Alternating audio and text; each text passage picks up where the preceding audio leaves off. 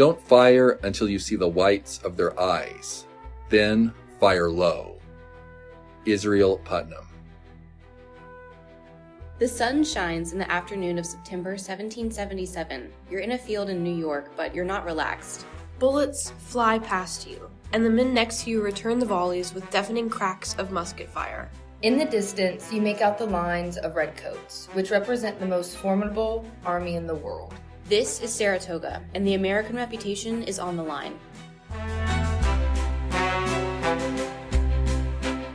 250 years ago, our nation was born. America's story is veiled in mystique and folklore, marked by tales of valor and bloodshed.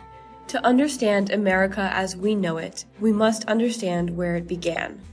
I'm Bridget Miller. I'm Macy Kendrick. I'm Natalie Miller, and this is the Patriot Papers.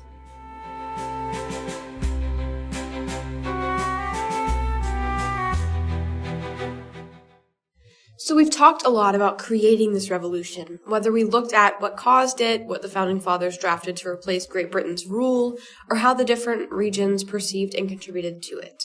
But nothing actually changes unless they fight. Very true. And there's a lot of fighting to talk about. 2 episodes ago, we talked about some of the very early years of the war, but we haven't reached some of the most pivotal moments yet.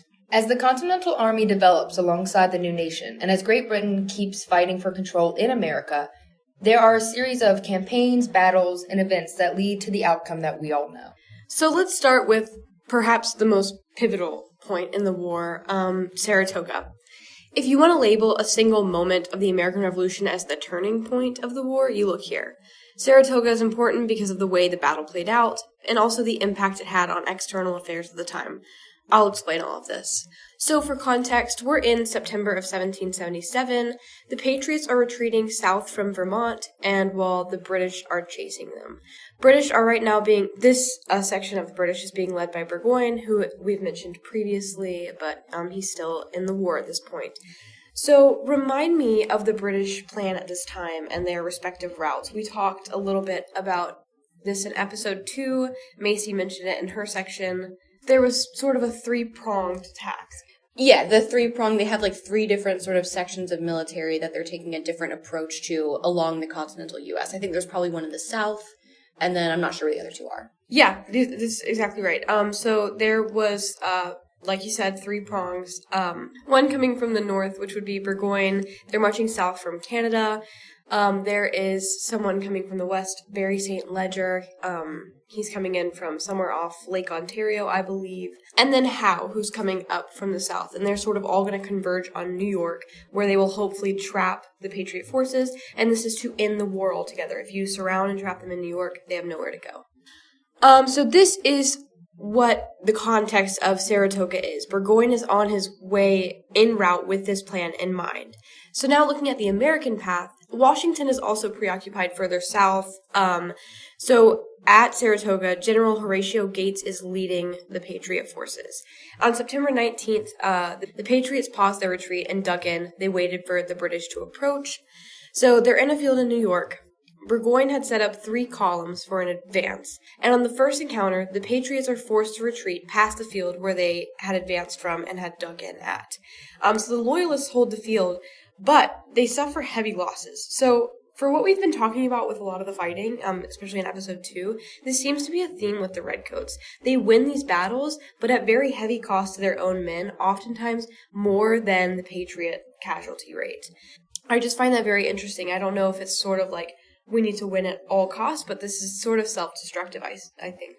Yeah, and I wonder why that is. Like, maybe it has something, this is purely speculation, but maybe it has something to do with, like, their use of really organized military tactics, whereas maybe the Patriots are using more, like, I don't want to say, like, duck and cover, but, like, they... Guerrilla warfare. Yeah. Like, I'm wondering maybe if that's, like, part of it, why they are suffering these really heavy losses. Yeah, and I know the Continental Army's kind of known for its retreating, so maybe, like, that could have a part of it. I'm not sure. Because I would also think that the British have more advanced, like, artillery. Yeah. Mm-hmm. Yeah, I don't really know why this is a trend, but I have picked it up from, like, a lot of the battles we talked about up to this point, and it's just interesting to see that they really are willing to win at the expense of more men than the Patriots. Right. So I just wanted to point that out. So now after this original encounter, there's 2 weeks of waiting. At this point, Burgoyne realizes that Loyalist supplies are low, and he decides to make another advance with 3 columns to sort of get things moving again. So this encounter goes very differently. The Patriot forces are able to mortally wound the leader of the right Loyalist column, and the British flank collapses as a result. Burgoyne has to order his men to pull back, and they're now heavily outnumbered. I'm sure this also has something to do with the first encounter, losing a lot of men. Yeah, for sure. And so then Burgoyne decides to make the Loyalist forces retreat to a nearby town, Saratoga. Gates takes the Patriots and surrounds Saratoga and pressures Burgoyne, and Burgoyne then surrenders. This is important for a variety of reasons. First, Patriots win. I feel like that's important on its own. But beyond that, how is this majorly significant to Burgoyne's plan to coordinate with St. Ledger and Howe, like I talked about? Well, obviously, if he surrenders now, he can't join that plan. So now they've lost one of the 3 prongs. So I'm sure this will play an effect in later military decisions. Yeah, exactly right. You can't. I imagine it would be incredibly difficult to pull out the same kind of plan when you lose a third of the keystone for it. It's a huge column of what they're planning to do, and without that, it wouldn't really go well. And then beyond that, the other 2 had failed in their regards as well. Howe was drawn further south to nearby Philadelphia. And then St. Ledger, who was coming in from the west, he got turned away after a failed siege on a fort. And then moving to perhaps what the most important implication of Saratoga was, international stage, and it's how it fared there. So do you guys have any recollection of what we've talked about? The French. I think this is a major point in the American Revolution because this convinces the French to essentially join our side. They'd been sort of unsure about the American fighting forces, but... Yeah, from what I know, the French had been kind of helping a little bit under the table up to this point, but this battle kind of showed that the Continental Army could hold their own against the British. And, like you said, convince the French that they were willing to really, join on to the war. Yeah. Yeah, so this is why it is known as the turning point in one way. First, because it's a major win, but also because we were able to actually get through with alliance making and sort of securing a deal to help us get supplies, men, things like that with the French. So at this point, the French are at odds with Great Britain. The French and Indian War, the 7 Years' War. They've fought before, and that's just one example. But they did need proof that it would pay off to help the Americans before they decided to get involved. Saratoga ended up being that proof to them that America could not only win a battle against them, but they could engage them professionally head-on in a formal military engagement and stand their ground and succeed and have victory. Okay, so we're going to jump back a little bit in time and focus on what's going on in New York. So as Bridget mentioned, New York was occupied by the British almost the entire war. It becomes a British stronghold as early as September of 1776. This is when they invade and take over the city and stays under British occupation until November of 1783. Wow, so that's a long time. Yeah, a long time. So the British come into possession of the city after winning the Battle of Long Island in August of 1776. This offensive was led by General Howe, who you've mentioned earlier, who brought with him 20,000 redcoats. That seems like a very large number in my mind. Staggering number, yeah.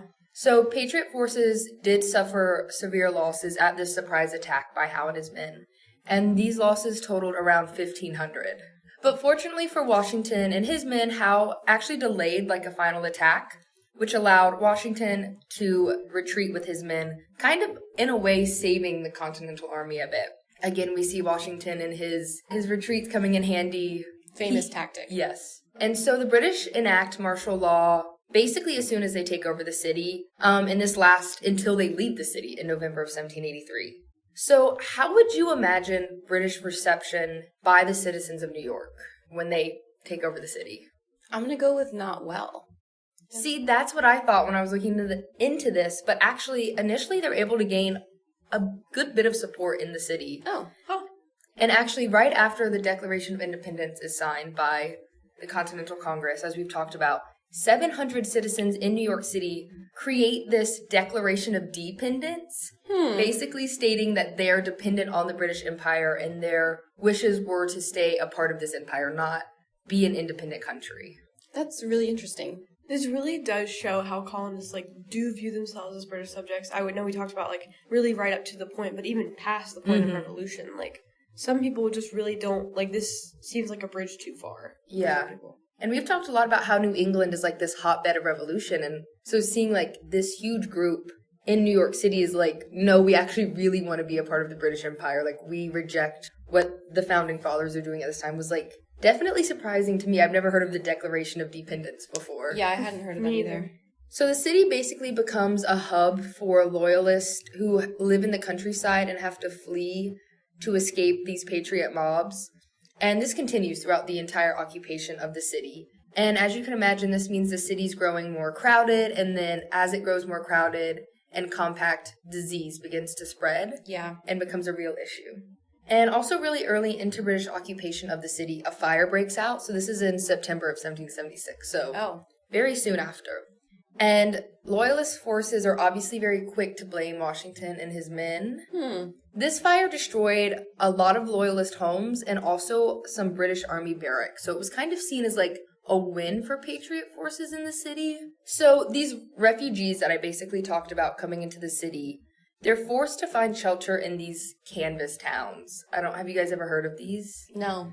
Kind of sounds like it's going to be a Hooverville, though. Yeah, it's a very similar situation. So basically these canvas towns are shelters or they're shacks, temporary housing basically, that is thrown on top of parts of the city that were burned down in this fire. Interesting. And so as you can imagine, this also helps contribute to the rise of disease in the city. They're not living in great clean conditions as one would imagine. And so as more people actually flee to the city and British troops don't really do anything to manage the issues that come with that, loyalist sentiments in the city kind of begin to decrease and a resentment for British troops begins to grow. And this also is in part to issues of soldier conduct in the city. So during the occupation, citizens faced a lot of injustice by British troops. This includes being beaten up, robbed, and even raped. And these transgressions are often left unaddressed by the British. And I wonder, why do you guys think that these soldiers are not really reprimanded for their actions? I mean, not that this is excusable, but the British do sort of have a bigger fish to fry in a sense. They are fighting a war, and so reprimanding individual soldiers or even units for unethical behavior might not be top of their list. Yeah, I can't imagine that court-martialing them would make sense because you need all kind of the men that you have. If you want to send reinforcements, I mean, you're gathering loyalists that are in the colonies, but if you want to send professional army reinforcements, they've got to take a months-long trip across the ocean. You don't want to just expel a lot of your fighting force. And that could also grow discontent among the soldiers you're court-martialing. I just feel it's not. Yeah, I think that's a great point.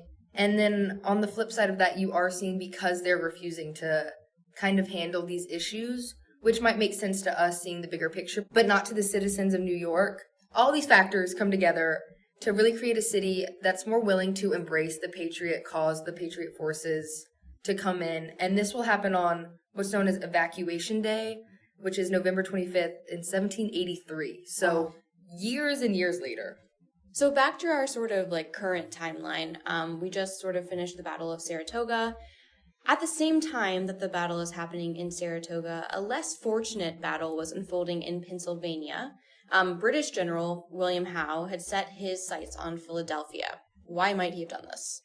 This is the, capital, correct, at the time? Essentially, yes. This is the seat of the Continental Congress. This is a major city for the Patriots.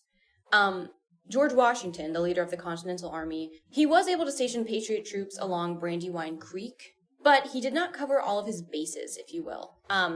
He hadn't been able to block off all of the crossing points along this river, which would come back to bite them on the morning of September 11th, 1777. On that morning, under the cover of dense fog, the British moved into position. The Battle of Brandywine would become the longest single-day battle of the American Revolution. It would go on for hours, and eventually Howe's army would overwhelm Washington's Continental Army. Washington could see the writing on the wall and ordered his general, Nathaniel Greene, and his men to rear guard the Continental Army as they made a retreat. Yet again, we see this coming up time and time again. So Greene's men faced the British troops until they eventually retreated later that night. And it was a rather organized retreat, thanks to Marquis de Lafayette. What do we know about him? I know that he is in the Hamilton musical and He that is. he is French. He is French, yes. He fought with the Patriot forces. And he was actually wounded in this battle, but he did remain in the fight until the retreat was complete, so shout out to him. The Patriots' defeat at Brandywine did lead the British to occupy Philadelphia, but thanks to the timely and organized retreat, the Continental Army was far from depleted. So, just a few short months after the defeat at Brandywine, Washington and his Continental Army would set up winter camp in Valley Forge. They arrived on December 19th, 1777. What do we already know about Valley Forge? I feel like it's sort of remembered as, like, maybe like a low point, just like a part of a moment of low morale amongst the Patriots, sort of a hard, like, winter to get through. Yeah, I was going to say something similar. Like, when I think of Valley Forge, I'm thinking of, like, winter and the snow coming down and, like, sick soldiers, hungry soldiers, just, like, really not a great time overall. Yeah, this is all correct. There's no, like, that's not like a myth. Like, that is sort of the truth about it. But, let me sort of explain the series of events here. Washington had originally picked Valley Forge as the hills that surrounded it served as sort of a natural fortress, and it was close enough to keep an eye on British-occupied Philadelphia, which they had just taken over after the Battle of Brandywine. After they arrived, Washington was pretty aware of how dire the situation was for the Continental Army. They were running out of food and other supplies, which prompted Washington to write to the Continental Congress and ask for more supplies for winter. What do you guys know about what the Continental Congress could do in this situation? Washington writes to them. He's saying, look, we're low on supplies. We're low on food. We really need some reinforcements. What can Congress do? Well, from what I know, the Continental Congress is an extra legal body. Like, Yes. This isn't like a universally recognized body of government. I mean, they're still, fleeing, but colonial governments are what the formal governments had been to now. So they don't have this, like, completely recognized power. So I feel like it would be hard for them to actually gather the supplies needed and get the stuff that they need and get it to the Continental Army. From my understanding, don't they basically have to ask the states themselves to, like, raise up these supplies or, like, money or soldiers? So, like, they can ask for the states to do that, but whether the states actually do that or not, they have no control or power over. Correct. The original 13 colonies at this point basically have no money. Like, they are dependent on states to send what they can. At one point, they start printing their own money called continentals, and that, of course, as we know, like, always leads to inflation, which is, like, that's, like, the rules of economics. But all this to say, they really have no money and no way to get it. They don't have the power to tax. It's kind of dependent on the states to send what they can. And in general, they're really rather unprepared to be funding an army. All that being said, how might Washington react to this, sort of their inability to supply him and his troops with what they need? I'm guessing he's not overly thrilled about it. Yeah. Yeah, I mean, I don't see that he has a lot of alternatives to exhaust, other than them. So I think he's really dependent on them and not super happy that it's not going very well. Yeah, I think this is maybe a side of George Washington that we don't really see. This idea that he is like this really heroic figure that just is like the face of this nation. But he's actually he's kind of beefing with the Continental Congress here. And I'll read an excerpt from one of his letters in just a second. But yeah, he's really frustrated with their lack of ability to really do anything about the situation and lack of a response to his requests. So after about a week at Valley Forge, Washington writes to the Continental Congress requesting more supplies and notes that if his requests were not met, quote, I fear I am satisfied the troops will never be in a situation to answer the public expectation and perform the duties required of them. No pains, no efforts on the part of the states can be too great for this purpose. It is not easy to give you a just and accurate idea of the sufferings of the army at large, of the loss of men on this account, end quote. Eventually, Martha Washington and about 400 other women actually joined the troops at Valley Forge that winter, and Martha took over much of George's correspondence as well as kind of helped to do tasks around the camp. And the other women at Valley Forge were there sort of helping to cook or serve as nurses.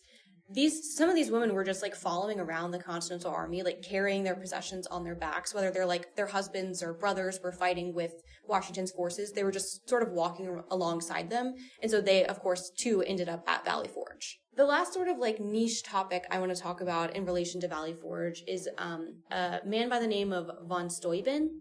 We've talked about him before. What do you guys know about him in general? I remember that he was Prussian, right? Or Right. like what would be German.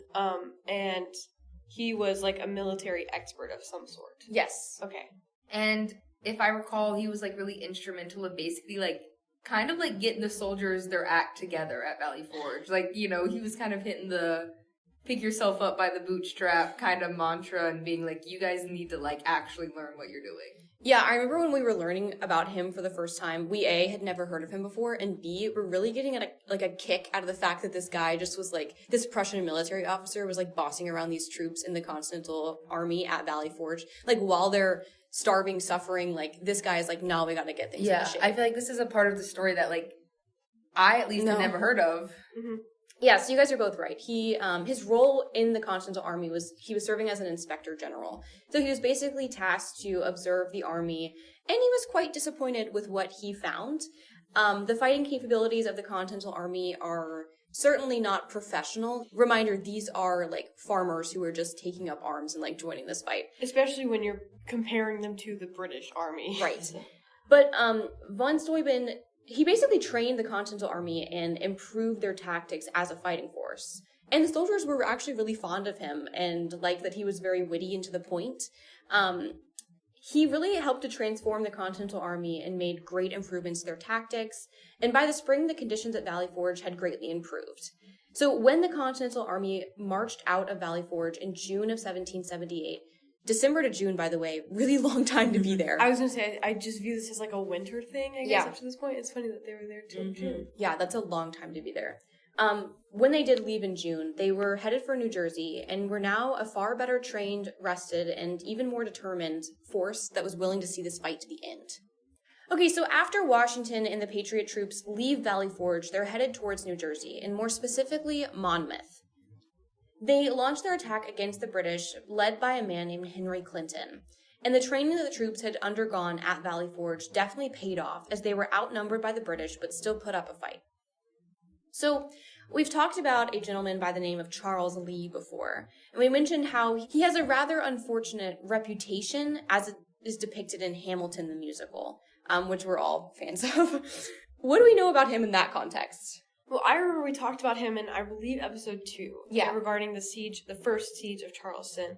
And he was viewed rather well in that light because he did bring a major success for the Patriots. But before researching that for this podcast, I was a fan of Hamilton, and that depicts him as primarily negative.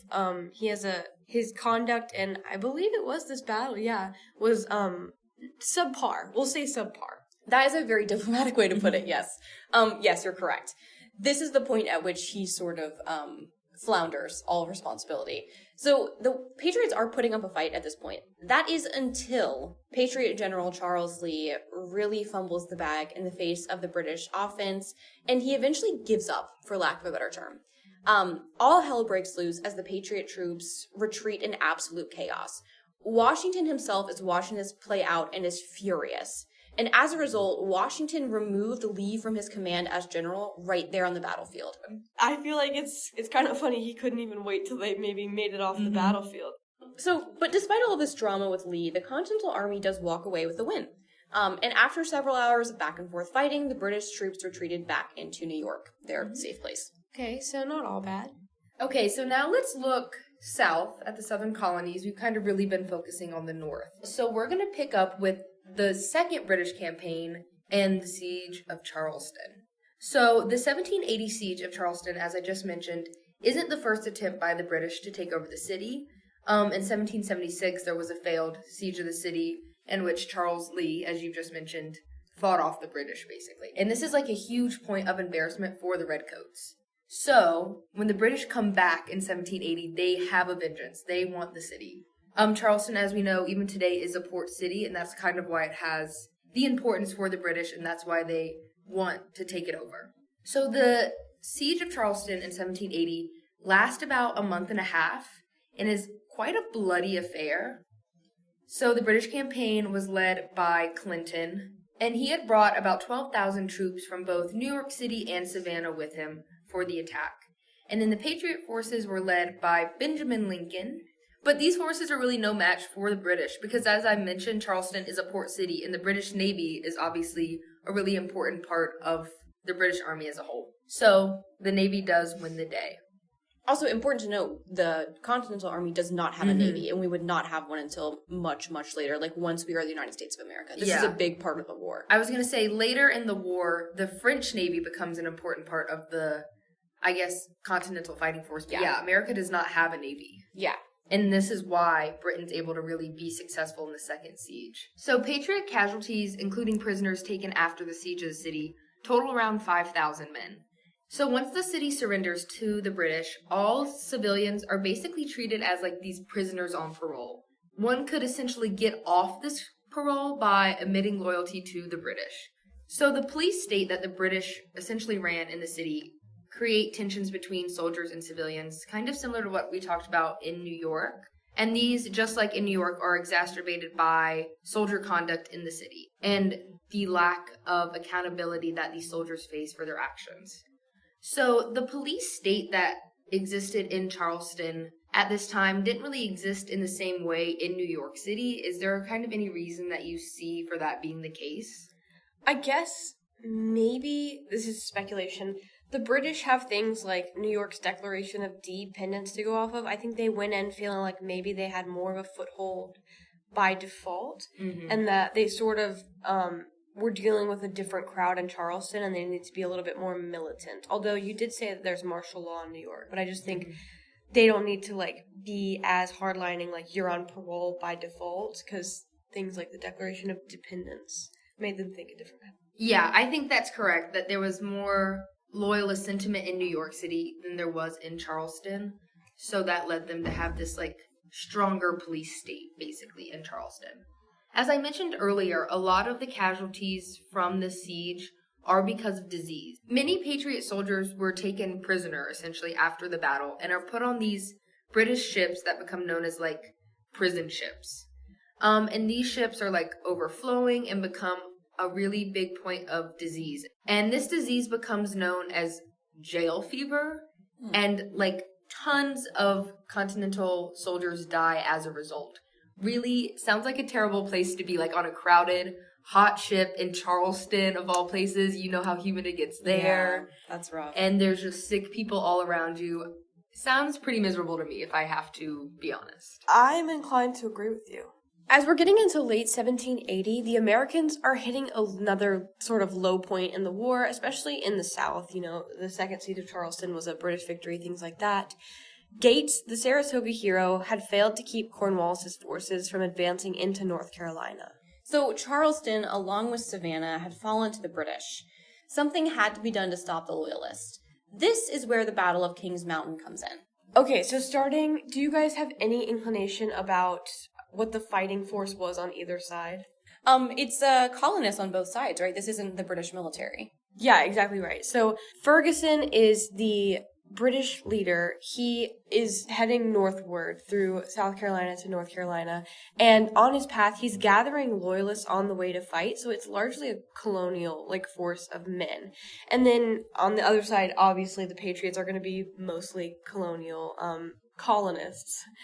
And these Patriot forces are led by William Campbell. He is a backcountry farmer and patriot from Virginia. He's a veteran of Lord Dunmore's War, and he signed the Fincastle Resolves, which we talked about in an earlier episode. So, at this point, we're in the Carolinas. Cornwallis is in the east part of the states, moving north, and so Major Patrick Ferguson is sent to take care of the backcountry areas in the Carolinas.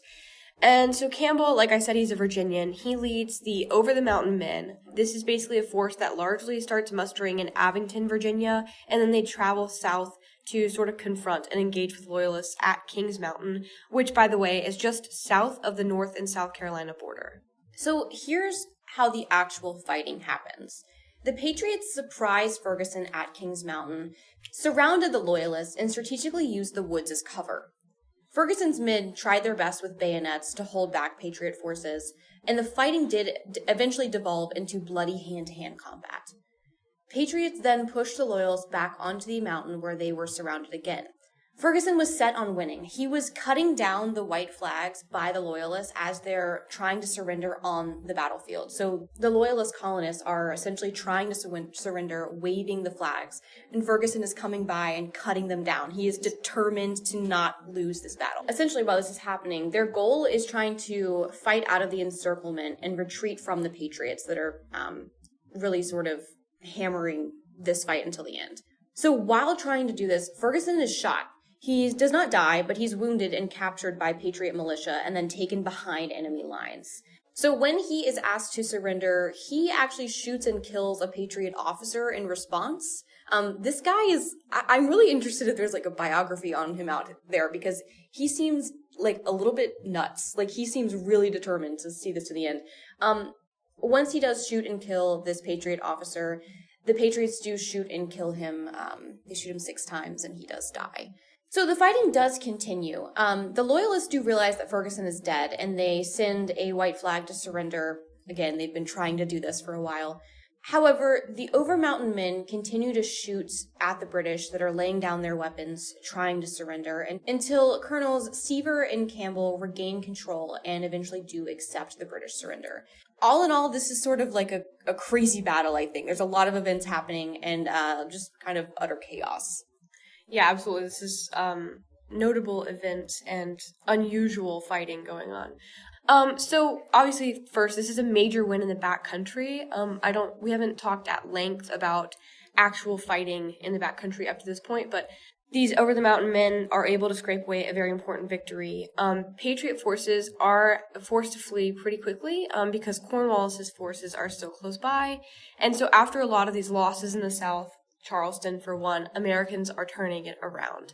And this leads right into the next, pretty immediately after, battle that we're going to talk about, because by no means was the battle in the South over. The town of Cowpens is very close to Kings Mountain, and a fight took place there shortly after Campbell's victory over Ferguson. So for context, this is January of 1781. The Patriot forces here are led by a guy named Daniel Morgan, and the Loyalists are led by Benastry Tarleton. So the significance of this battle is related to the strategies used during it more than anything else. Patriot forces are not like a super professional army, I mean, in terms of the way that we think about the British Army at this point, but they were using a tactic of advancing in rows, and then they would sort of move outward, the row in front move outward to the flanks, and then the next row would advance. And so that's important, but what's also important about this regarding flanks as well is that the Patriots led by Daniel Morgan are able to combine militiamen with Continental Army soldiers in a very strategic way. So militiamen did the scouting, the skirmishing, and the harassing, which better suited their equipment and training and the things that they are able and capable of doing. And then the other task would be headed up by the Continental Army soldiers.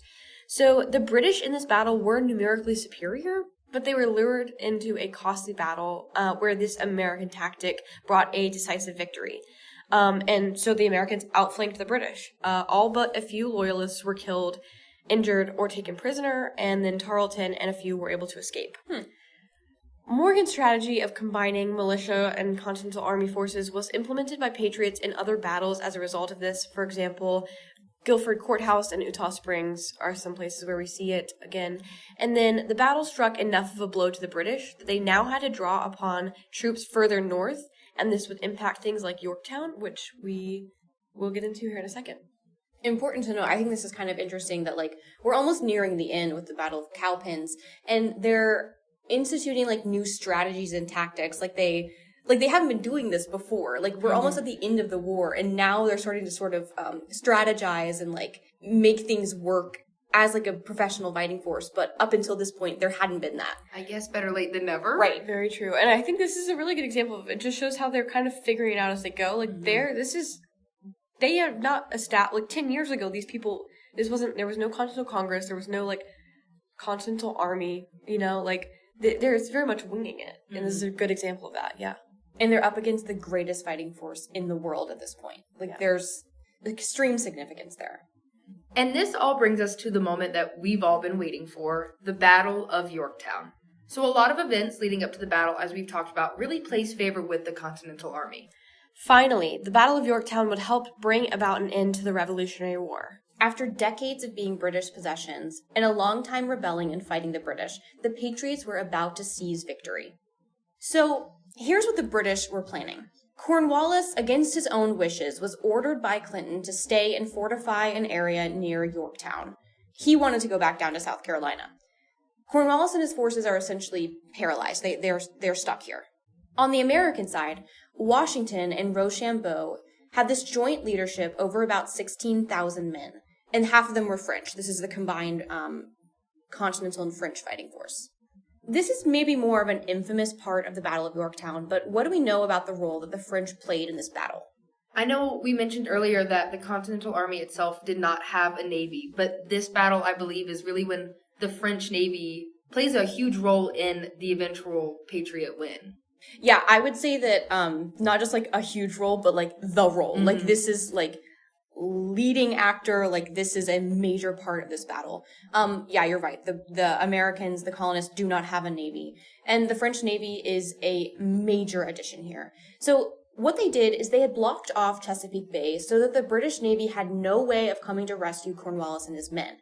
That was what Cornwallis was planning on, that the British was going to be able to get them out of there. But the French blocked it off.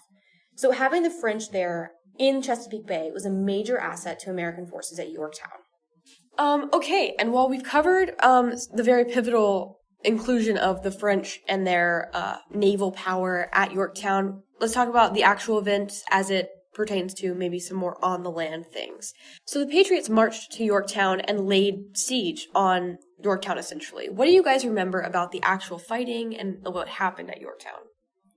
I don't think I'm very familiar with like the actual fighting necessarily, but obviously I know that this battle ends in, the waving of the white flag for the British. Yeah, I feel like that sort of overshadows the actual events, like the battle itself. That's what I was going to say. Like, I feel like we almost just focus too much on like how this really was significant and being the end that we don't remember like what actually happened. Yeah, like this was an actual battle. Yeah, like it was a siege. Yeah, so we'll go through it now. So they get there and they start building, the Patriots get there and they start building trenches and surrounding the Loyalist forces. The British tried to slow this siege progress by using the small amount of artillery that they did have. They're trying to disrupt trench building Patriots and they're not succeeding in that regard. And then the Patriots get within musket range and they begin a barrage. This is unending for like a week. So just really getting hammered militarily if you're a loyalist at Yorktown. Men like Hamilton, who we know very well, and John Laurens, a different Patriot leader, are leading men at Yorktown in this battle. So at one point there's a stealth attack in the middle of the night by the Patriots. They carry in unloaded muskets as they advance to avoid accidental fire and giving away their location. This was just very important, or a very interesting detail to me. And then by mid-October, the British surrender and open negotiations with the Continental Army. So when Cornwallis surrendered, that took a quarter of the British forces in the colonies off the board. So was Cornwallis just suffering alone without help?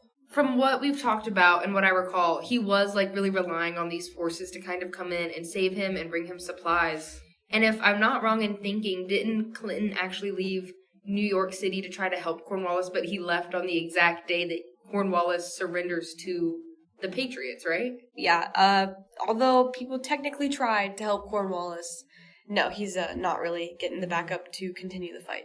So obviously the surrender is really a pivotal part of the war, a pivotal part in ending the war. So Yorktown is considered this moment when the world essentially turned upside down.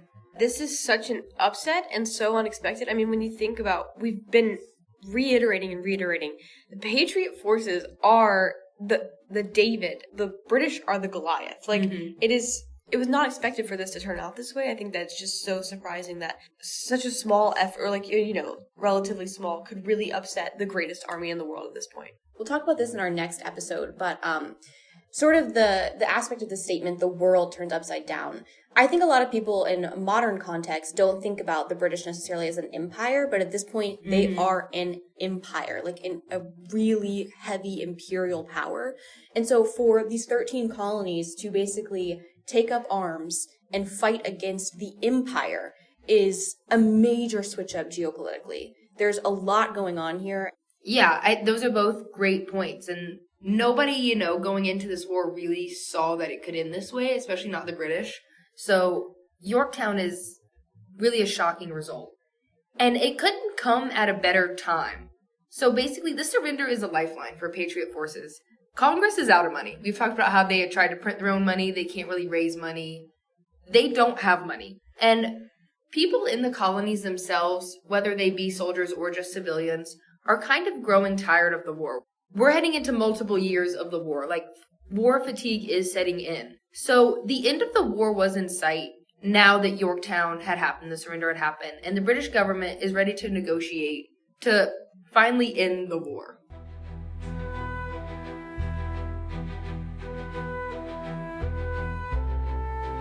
So the British have finally surrendered.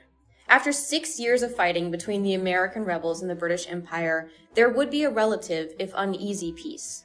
The events we've discussed in the last 4 episodes have hopefully shown you the landscape of the American War for Independence from Great Britain. But this revolution extended far beyond the 13 colonies. This conflict engulfed multiple empires, and conflict was experienced across the globe. As the war widened, imperial interests were added to the war, and the Revolutionary War outgrew America's desire for independence. The military part of the war had concluded, but that's not the only way to understand this war. The American Revolution was a piece of a global war as well, which we haven't yet touched on. Next, we'll focus on this notion more in depth.